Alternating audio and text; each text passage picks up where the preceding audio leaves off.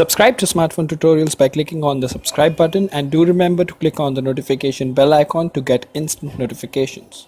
Recently, in the last couple of years, maybe 3 to 4 years, speed tests for phones have been a thing.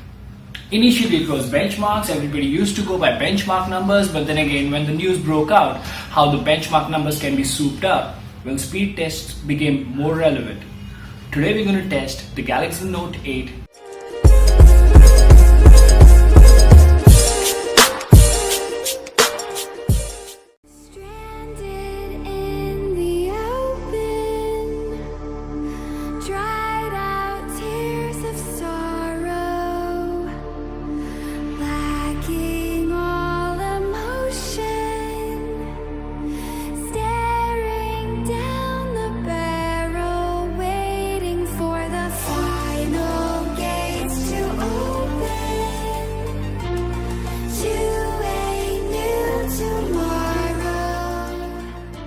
Hello awesome people, welcome to Smartphone Tutorials, and it's time for a smaller Galaxy flagship versus a bigger Galaxy flagship, the Galaxy S8 versus the Galaxy Note 8.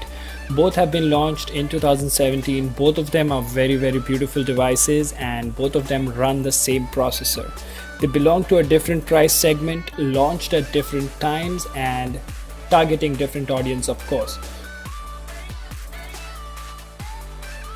The Galaxy S8 has 4GB of RAM, whereas the Note 8 has 6GB of RAM, of course, because it is also aimed at productivity. Now, both of them are running the exact same processor, Exynos 8895, and the S8 feels very comfortable to hold because it's a smaller device. The Note 8, on the other hand, it's a two-handed device. You will have a tough time using it with one hand. But nonetheless, the extra money, is it worth it? Should you really spend on a Galaxy Note 8 if you have a Galaxy S8 already? Let's begin with the boot test. So both the phones were off for 15 minutes, and both of them are running the latest software update officially available, and almost same number of applications have been installed on both the phones. They are connected to the same Wi-Fi network, so the test should be fair.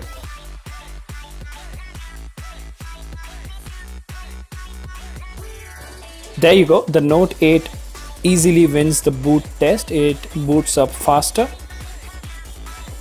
Now, as you can see, we have 4 applications and 4 games which are there on the home screen of both the phones, and we will also test the phone app, and the browser test will also be done on the default Samsung browser.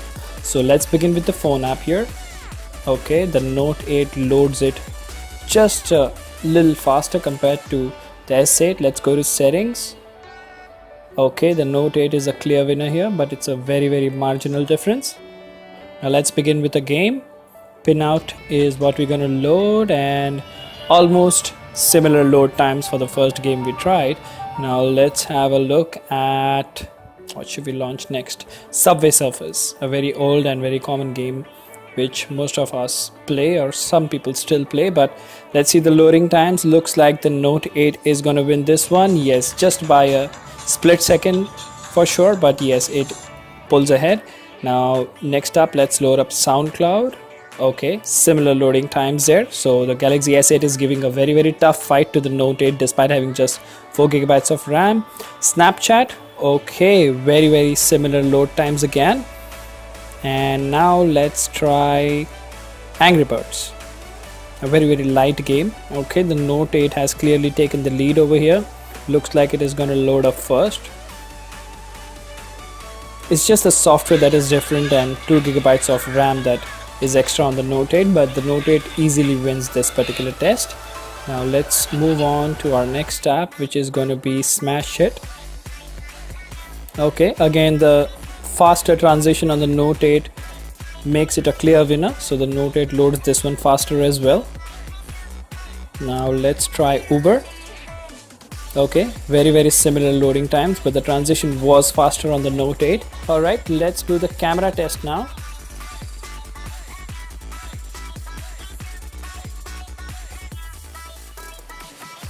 Let's 3, 2, 1.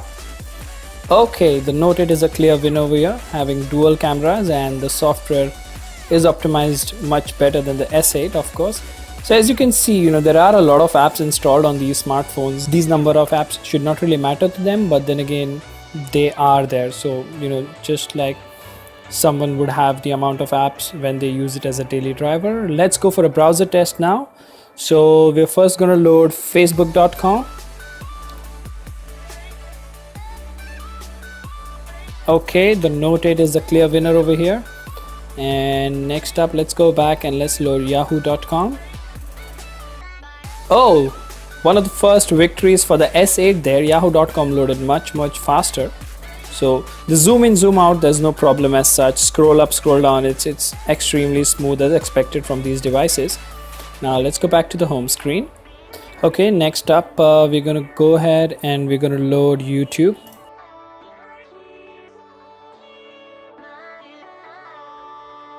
And it's slightly faster on the Note 8 again, as expected, a newer device and 6 GB of RAM. So up next, what we're going to do is we've completed launching all the applications here.